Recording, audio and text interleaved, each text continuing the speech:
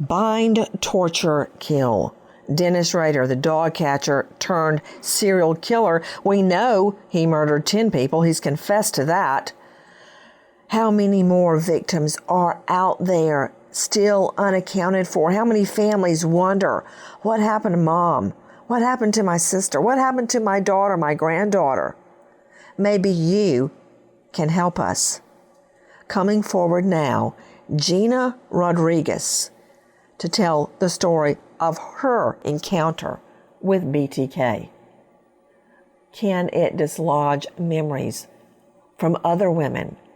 Can they help us establish more of a modus operandi, method of operation, and help us connect BTK, Dennis Rader, to other victims? I know they're out there. I've got no doubt in my mind right now BTK, Dennis Rader, is undergoing a valiant attempt to avoid the death penalty, which so far he's managed to escape.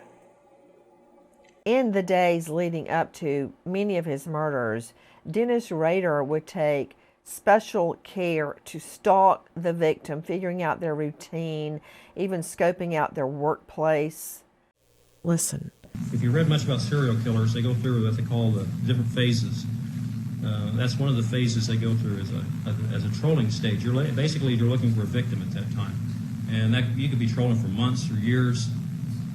But once you lock in on a certain person, then you become stalking, and that might be several of them. But you really home in on that person. They basically become that's the victim, or that's what you want to do. Here we see the same thing happening, Sheriff Verdon, with Gina. Correctly. He has told me directly that he has stalked victims for years. Again, the bar is spot on because, he went over one project. He called it the Blackout Bar, where he was working on a victim from that location. So, what she's saying matches, not just his patterns, but it matches with what we already know and has confirmed through his own stuff that he used bars, found victims from bars, that he stalked them for years. We've got, again, what I shared about you about the newspaper clipping to one of the drawings, where a nurse had a date with death. It's exactly what I would have expected. And again, her coming forward, we know through his writings and timeline that he created, he's got markings of kidnappings where there wasn't a death involved with it. Cheryl McCollum, when you and I worked together in the courts and in the justice system, we weighed witness and victim's credibility very carefully. I would go over a story over and over and over with a victim or a witness before I would put them on the stand to see if their story ever changed or if they added to the story. Adding to the story wouldn't really bother me. That would just mean that they hadn't been asked the right question yet. Changing the story is a whole nother thing. But you also look for detail in the story. For instance, in important times of your life, sometimes you can remember a minute detail. Like I can remember what I wore to my fiance's funeral. It was the dress of my sister's. I never wore it again. But right now I can remember it. It's funny, Cheryl, odd, that a lot of other facts are all a blur to me. It's just a big blur. Did you hear Gina describe so perfectly what this guy had on? A maroon suit, and she remembers white shoes. But yet when she meets him for lunch, he has on a completely different outfit. He has a different affect. He looks like he works outside. Do you think that had anything to do with his job as a dog catcher? What sticks out for me, I believe that his whole persona was different because his motivation was different. This was no longer to meet somebody, to stalk somebody, and select somebody. This was to get that person alone and harm them. He looked different. he acted different because what he was about that evening was completely different. What was his outfit as a dog catcher, Sheriff Verdon? So at that time, Nancy, so you have the time frame correct. So he came back from the military. He worked for Leaker's grocery store for a while, and then he got on with Coleman Camping Supplies, and then moved to Cessna. And he lost his job with Cessna in '73 towards the fall, and that's when he started college on his GI Bill. His wife was working, and from the end of '73 until he got hired in the later part of '74 for ADT, he was unemployed during the time that she's describing. And then he worked for ADT from '74 until approximately '88 when he was laid off from ADT. Then he went to work for the census through '89 and '90, and he started with Park City as a dog catcher in '91. Got you. So that would not apply to this time period. You really attracted my interest on something you just said. You mentioned he had been in the military and he worked at Cessna, and he told Gina that she said, "Why are you here?" And he says, McConnell Air Force Base. What do you make of that, Dale Carson? Well, I listened to this, and I'm fascinated to hear these details. The ADT connection obviously allows him to understand pairs on phone lines, and the ability to cut phone lines for early alarm systems and to run pairs to other locations where he could listen to victims' phone calls is really fascinating to me, because the technology back then allowed you to know a phone. If you knew a phone number, you could find a location. Now, that's no longer as true as it used to be, but it certainly was true then. And of course, his employment with these various agencies allowed him to have access to the tools and equipment, particularly ADT, necessary to trap those lines and to use them to his own devices. So when I first heard Jenna talk about the guy that she called and reported the bad phone calls to was the same voice, I thought, well, that can't possibly be right. But now that I understand that his knowledge and information of the ADT trap lines, which used the telephone pairs, could have been easily used by him in order to maintain surveillance on his victims. Now, isn't it true that Rader had joined the Air Force? When we say he was in the military, he was in the Air Force. He did his basic training at Lackland, and then he moved on to another air base. And then when she asks him, tell me again, Gina Rodriquez, how McConnell Air Force Base came up? When I was asking him about himself, and he had told me he was lived in California but was here on business in Wichita, and I said, "What type of business are you on?" And all he said to me was McConnell, which is the Air Force Base. He didn't volunteer anymore, just McConnell. You know what's another interesting fact? Well, there's so much she said is interesting. Dr. Joni Johnson, when he was saying that while he was claiming to be from California, he said he was angry at the city of Wichita because of local politics, which means he's not living in California. But that said, when Gina Rodriguez, asked him, did you hear about that family that got killed? He knew about the track in the snow, and he let it slip that, wow, cops sure had a big mess to clean up. Yeah, there are several interesting things he says, and some of them are contradictory to each other. You know, you're right. If you're from California, you wouldn't expect to know as much about local politics as he's claiming he does. And then the murder situation. The other thing that kind of jumped out to me was he talks about growing up in an orphanage or spending some time in an orphanage, and then he makes some comment about doing things in his parents' house. So I'm not sure what was going on with him in terms of not being able to keep his story straight, but there were several contradictions in some of the things he was saying. Sheriff Verdon joining us, who has now assembled the BTK task force. Sheriff Verdon, what do we know about his upbringing? Well, you know, the real story is his father was in the military when he was born. They lived in Columbus, Kansas. His father came back from service and returned to that area, and then moved from Columbus to Wichita for employment. And they moved to Wichita, I believe, somewhere when Dennis was 4 or 5 years old, and they were there. But one thing, unfortunately, from the last 11 months, I've learned a lot about Dennis Rader. Some things that really stick out to me from what she said. Dennis had went to California on his return back from overseas to military, so he had been in California when he returned in 70. Additionally, Mr. Otero's watch was taken. She mentioned he had a nice watch on that was a military type watch that was taken from Mr. Otero, and we know Dennis said he kept that watch for years.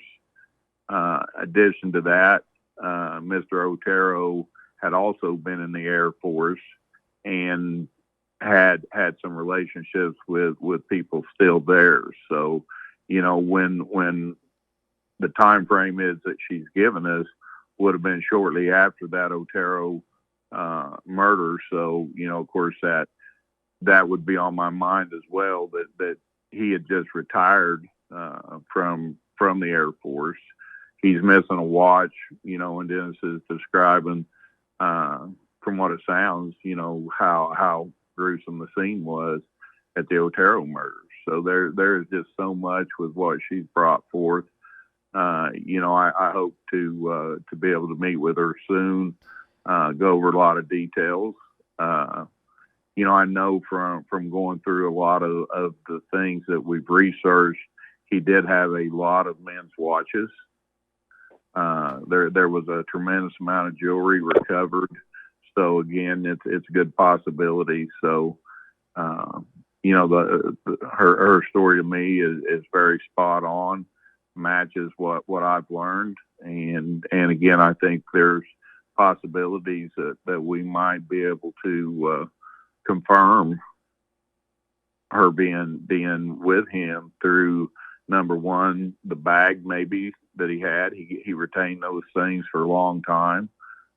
We've got pictures and descriptions of watches.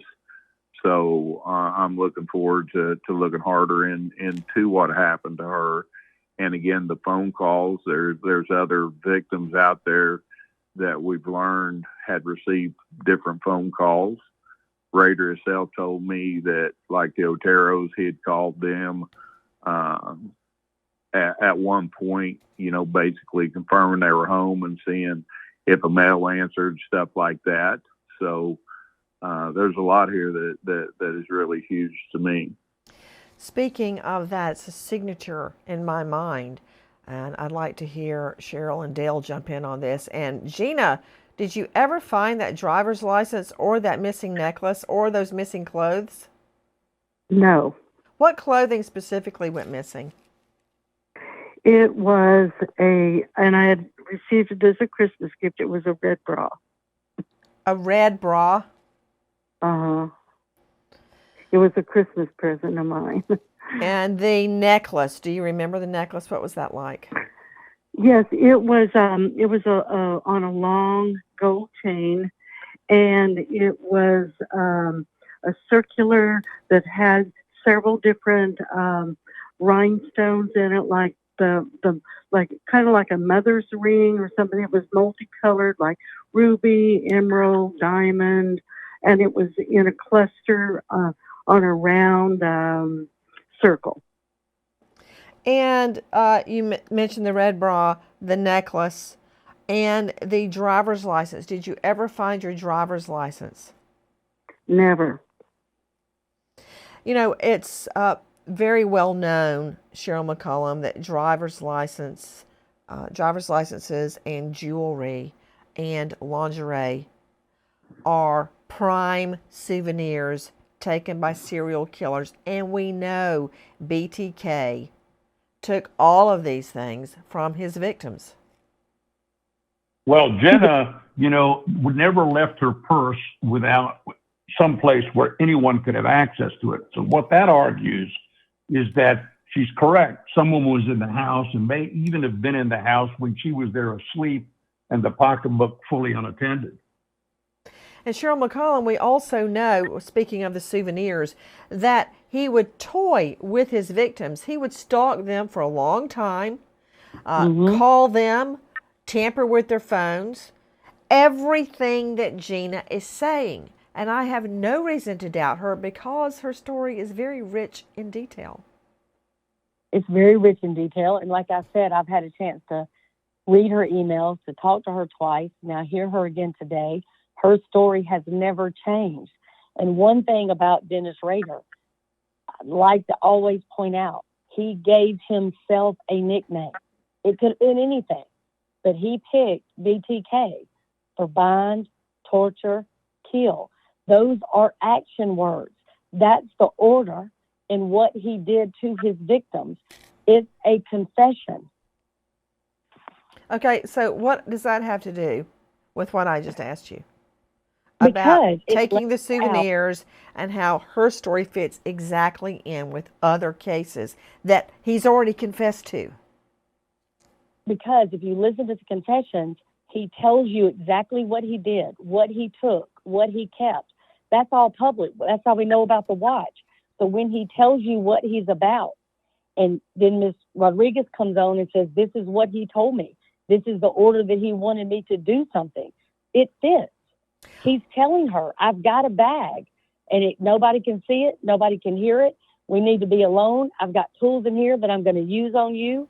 That goes right to bind and torture. You know what's He just interesting? fortunately saved her life. Another interesting point, and I want to circle back to him musing about should his moniker be the Poetic Strangler, because he wrote and recited a poem to Gina on her last known conversation with him over the phone, where he mentioned something about roses are red, panties are pink, missing third line, and without you, I'll be blue, something to that effect.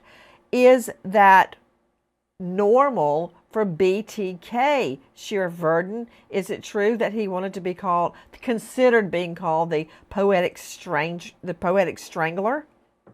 He came up with many different options for himself and then settled on BTK. Again, we know his relations with threes, triangles. BTK is a three, and that's the one he chose, and we believe it's because of his fascination with the eternal triangle and kind of the whole basis of how he lived his life. To this day, when three comes up, he gets excited. So I think he settled with BTK simply because of the threes. But he considered many things, trying to figure out what would best suit him. What do you make of that, Dr. Joni Johnson, that he wished to be known as the, quote, Poetic Strangler? That's quite the dichotomy. Yeah, it really is. I mean, I think that just hearing the conversation he had with law enforcement, or this idea of what am I going to call myself, I think it just speaks to an incredible amount of narcissism, in terms of just, and also, unfortunately, the level of enjoyment I think he's experiencing around this. I mean, I think this really did consume his life, even though he led his life in somewhat of a dichotomy. I think he really was thinking about this all the time. To Dale Carson, the dichotomy of wanting to be known as the Poetic Strangler. This guy's a brutal killer. He'll wipe out a whole family and then dress himself up in their clothes and bind himself with ropes. I don't know how he did it. One, he was practically hanging upside down and then took Polaroid photos of himself. I mean, why would he want to be known as anything connected to poetry? Well, the many cases that I've handled dealing with sex offenders reflects that they have a fairly broad range of interests, and they're willing to try most anything. They're very curious people from my perspective. And it's fascinating that when they engage in this activity, they want to memorialize it, and hence the use of photographs so that they can look at themselves looking at themselves. I've actually seen photographs of individuals looking at themselves 3 times in the same different photograph with mirrors. So there's a lot of pleasure derived from that, revisiting the pleasure that they receive from their behavior, even if it's just to themselves. So his behavior doesn't surprise me at all. You know, Sheriff Eddie Verdon joining us, the elected sheriff in this jurisdiction who has now assembled a national BTK task force. Sheriff Verdon, he told Gina he had taken the bus. I find that significant because that changes his hunting ground. The fact that he could have been using a bus as transport, in my mind, changes a lot. He's not just working in his little neighborhood as many people thought that he was. Oh, we know that's for a fact. We know that he took a cab ride. With You know, he Edge. left a Boy Scout camp on at least 2 murders, using that for an alibi or a cover in one of those. And again, we know he did that because in almost every case, he took the victim's vehicle. So, you know, taking the bus there at that location would keep his vehicle or keep his, possibility of being caught in that area. And I'm sure his plan would match just what we've seen in all the other ones where he planned on using her vehicle to carry out the rest of what he plotted to do. Well, clearly, that's exactly what he would say to her when they got ready to leave. I took a bus. Can we use your car? I mean, it's pretty incredibly structured, his conversation with Jenna. And one thing I did want to mention is that the use of orphanage in order to elicit sympathy from a potential victim seems rather obvious. Sheriff Verdon, have you ever considered that when he was stationed in not 1 but 2 locations in Japan, he may have committed murders there? Absolutely. In fact, we've talked about that. He makes notation of taking a 32 caliber, smuggling it overseas with him, and that at the time that he left to come back to the States, he destroyed the gun to the best of his ability and dropped that gun down an air vent at the military base. And we've got notations of him prowling Japan, bar girls, and one has an X behind it, and we all know what X means. When he does it, that's factor X. And normally, in fact, I don't think I've ever found an X in anything that he had written that does not relate back to an actual murder. So, you know, my belief is something happened overseas, and when you have bar girl with an X and Dennis, who is very frugal with money, destroying a gun when he could have sold it, I'm quite certain to any other military member, to probably any thug on the street over there. Why would he destroy that gun unless it had been connected to a crime? I'm thinking about what Gina said about what he was wearing, those khaki pants, because I believe, Dr. Joni Johnston, that he had, of course, you're the shrink, I'm just a trial lawyer, some sort of a fixation with uniforms. He had an ADT uniform. He had an Air Force uniform. He had a dog catcher's uniform. He had a Boy Scout leader uniform. I mean, it goes on. I mean, I've got a whole list of uniforms that I believe that he wore. And there he is with Gina Rodriquez in his khaki pants that very likely went with a uniform. What, if anything, does that mean to you? Well, when we think about, many sexually motivated serial killers being pretty obsessed with domination and control, particularly Dennis Rader, we've talked about, monikers BTK, uniforms are a symbol of authority. And it would make complete sense to me that he would be obsessed with uniforms, because that gives him this, persona of authority that he can then portray to the world, because he thinks of himself in that way anyway. Last, I want to speak to you about his desire for notoriety. Take a listen to our cut 1 from Crime Online. On the outside, Dennis Rader was a Cub Scout leader and the president of his church council at Christ Lutheran Church in Wichita, Kansas. In reality, he was Dennis Rader, the man who named himself BTK. That stood for Bind, Torture, Kill. BTK gained national attention during his murder spree that began in 1974 with the killing of the Otero family and seemingly ended in 1991 when he murdered 62-year-old Dee Davis by strangling her with pantyhose. The BTK case was cold in March of 2004 when he started communicating with local media. Rader ended up sending a disc to KSAS-TV containing traceable metadata that led investigators to his church and eventually to his Jeep and his house. Pleading not guilty at first, he changed his plea to guilty and confessed to 10 murders. He was sentenced to 10 life sentences at maximum security prison in Kansas, but now there's new evidence connecting him to additional murders, as well as an odd connection to Brian Koberger, the suspect in the Idaho College murders. His desire for notoriety, Cheryl McCollum, is overwhelming. The bizarre puzzles and contacts he would have with media, even asking them to give him a moniker. I mean, just bizarre. Well, in 1977, he wrote a letter and basically told the TV station, how many people do I have to kill before I get national attention? I'm also curious about his use of uniforms, how I could use that fascination he had to connect him to other crimes. I'm curious about the equipment that he had in that bag, as is Sheriff Verdon. So many of the aspects of what she is saying that happened to her tie back to BTK. Tampering with her phone line, the bizarre phone calls, someone trying to get in the home when he knows a woman is there with children, just as he did with the Otero family. Take a listen to Dennis Rader. I thought Mrs. Otero and the 2 kids, the 2 younger kids, were in the house. I didn't realize Mr. Otero was going to be there. All right. How did you get into the house?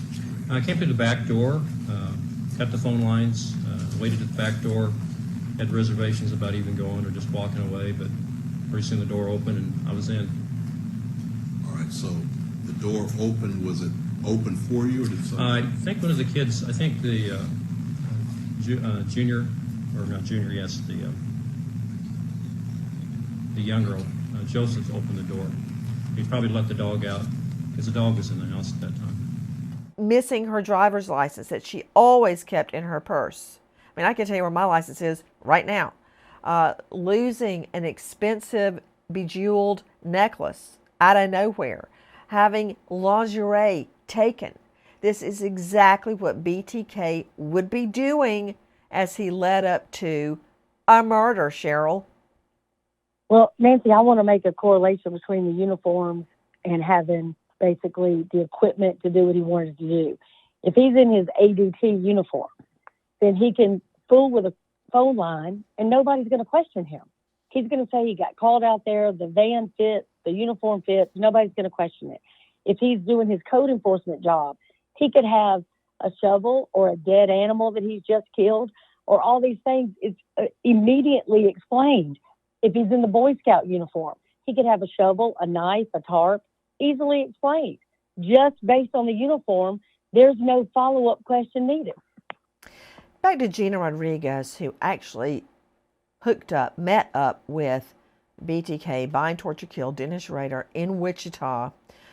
She remembers the date distinctly because it would be her first Valentine's since she and her husband had split up. She felt instinctively she had to get away. Now, this was in a restaurant inside of a mall. Do you remember the restaurant, Gina?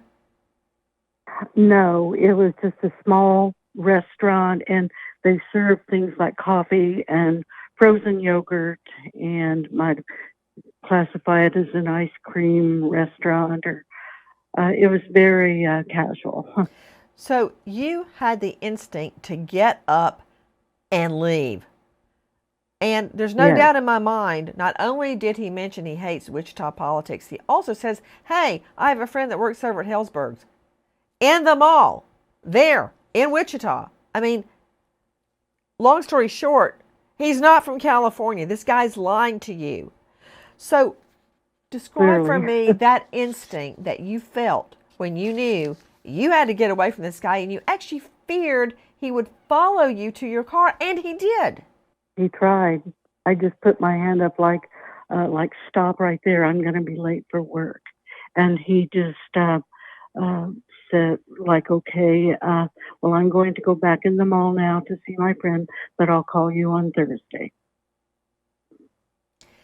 When you look back on those two meetings and all of the other strange incidents that occurred to you after meeting Bob White, what goes through your mind? That I was extremely fortunate that I didn't become one of those victims, and that I had made a grave mistake by giving someone my phone number and then agreeing to meet them. And I regret that I didn't call the police. I thought about it after the few days after the last phone call where he cited the poems to me, but I really thought they would laugh at me, because what had he really done to me but be weird? Weird enough that I would not want to see him or even take the chance of seeing him again. Guys, you are hearing. And go ahead, please. And today I am the extreme opposite. Back then I was a young 27-year-old that had married right out of high school. I went to nurses training. I was extremely sheltered. I didn't even know what he was referring to. Today I'm very smart and streetwise, and I live my life just the opposite. Every window in my house is locked. I have those sticks in all the windows. We have security around here, security lights. Got a question for you. Every door is locked. What is your message to other women right now that may have met or encountered Dennis Rader?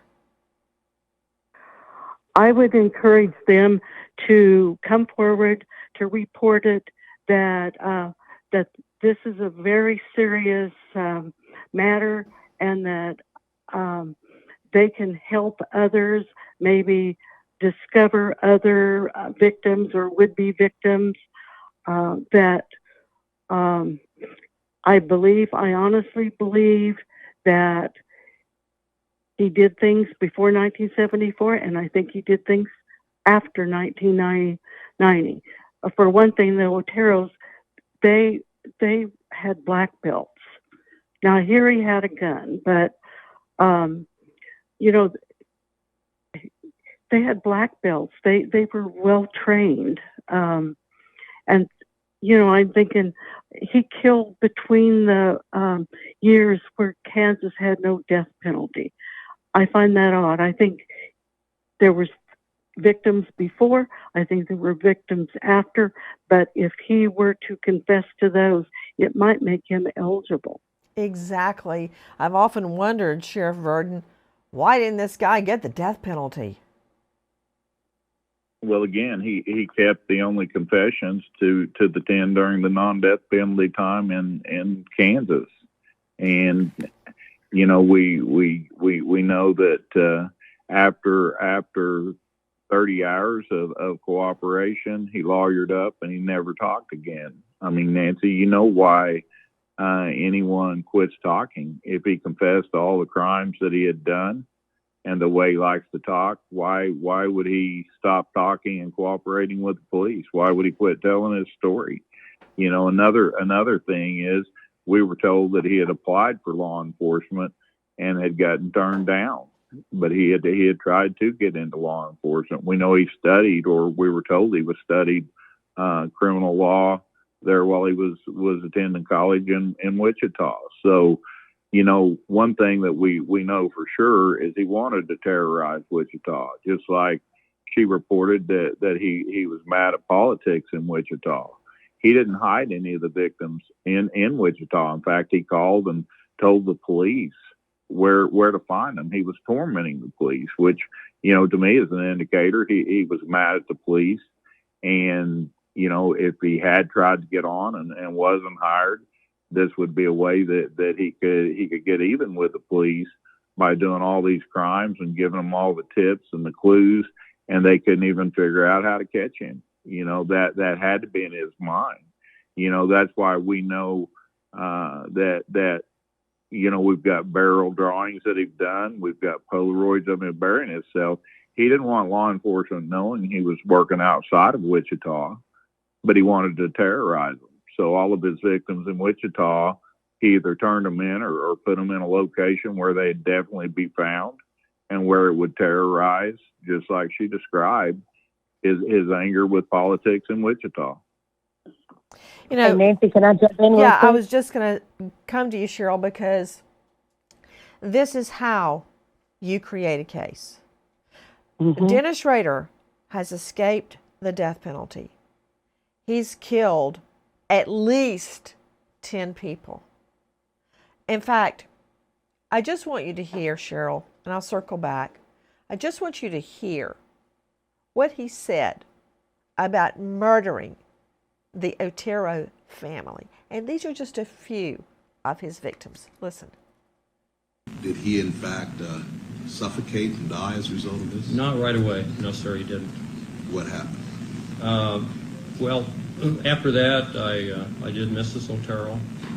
I had never strangled anyone before, so I really didn't know how much pressure you had to put on a person or how long it would take. But was she also tied up there in the yes, bedroom? yeah, both her hands and their feet were tied up. She was on the bed. Where were the children? Josephine was on the bed and Junior was on the floor this time. So we're talking first of all about Joseph Otero. So you put the bag over his head and tied it, mm-hmm. and he did not die right away. Can you tell me what happened in regards to Joseph? He moved over real quick, and I think tore a hole in the bag, and I could tell that he was having some problems there. But at that time, the whole family just went panicked on me, so I worked pretty quick. You worked pretty quick. Well, I strangled Mrs. Otero, and she went out, or passed out. I thought she was dead. She passed out. Then I strangled Josephine. She passed out, or I thought she was dead. And then I went over and put a bag on Junior's head. There are other instances where we learned that the victim started vomiting out of fear. Then I proceeded to tie her up. She got sick, threw up, got her a glass of water, comforted her a little bit, and then I went ahead and tied her up, and then put a bag over her head and strangled her. All right. Was this a plastic bag also? Yes, sir. I think it was, but I could be wrong in that. You put a bag. It was something. I'm sure it was plastic bag. Yeah. You say you put a bag over her head and strangled her. What did you strangle her with? I think on that I had tied her legs to the bedpost and worked up with the rope all the way up, and then what I had left over I looped over her neck. All right, so you used this rope to strangle her? Yes, I think it's the same one that I tied her body with. And putting children in a bathroom with toys and blankets to calm them down as he killed the mother. That's who we're talking about. And so far, he has escaped the death penalty. One more case, Cheryl, one more murder that we can connect to him may make the difference. 100%. And that is why this show today is so critical, to ask other witnesses to come forward. Because if you listen to that, the way he speaks, just so matter of fact, void of emotion. We know those similar things from Delphi when we can hear him say, down the hill. He's not angry. He's not enraged. He's not out of his mind. It's just almost autopilot. This is what we're doing. And when you hear that he tried to become a police officer, just like the Golden State Killer and other people, That's a job that is ideal Coburger. for a So many. because Coburger? Because what do you do as soon as you arrest somebody? You bind them. You put them in handcuffs. You have a way to, again, stalk people in uniform. I'm going to go back What's to that very uniform. freaky, Cheryl? If you look at his sketches of young women, some of them look like they may be even prepubescent. They are bound. They have gags or scarves over their mouths. And the look of fear in their eyes that he draws. He's drawing victims that were like these victims he talks about vomiting. They're so afraid. They know they're going to die. And he captures that in his sketches. There are other victims. And what's amazing to me, Sheriff Verdon, I recently spoke, who will remain nameless, with a journalist who is in regular contact with BTK. And she has swallowed his bull hook, line, and sinker. When I asked, well, obviously he's connected to Mars. She goes, oh, no, just the 10. And I said, why? And she says, well, because that's what he told me. People believe him? You believe him, Verdon? Sheriff Verdon, you believe that's all he killed? I have caught him lying so many times. You don't even have to look any further than, some of the communication he did with Wichita, where he plays out kind of what she said in his story he sent to them. His father was killed in war, and he goes through basically what you would be looking for, what to profile, what he should have been versus what he was. So, again, believing what he says is impossible. He is correct in a lot of things, and he's misleading in a lot of ways. So, well, all defendants do that, don't you think, Sheriff Verdon? They weave in a little of the truth in their story, probably so they can keep their story straight, and then the rest is total BS. Sheriff Eddie Verdon joining us with Cheryl McCollum, Dr. Joni Johnson, Dale Carson, and our special guest, Gina Rodriquez, who narrowly escaped the hands of BTK, bind, torture, kill Dennis Rader. Sheriff Verdon, what do you believe is the best tip line for people to call in if they believe they have encountered BTK? Again, they can go to the Osage County Sheriff website and leave us a message on that would be the best, because that way we can keep track of them and return those calls and follow up on those leads.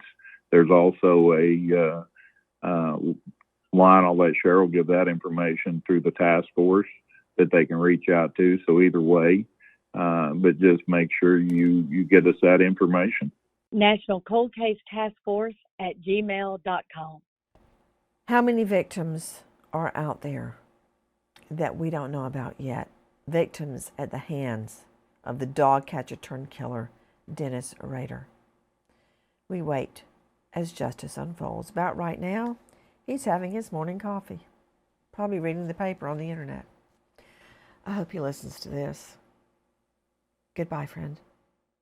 Guys, thank you for watching Crime Online with Nancy Grace here on YouTube. To get the very latest, subscribe to Crime Online here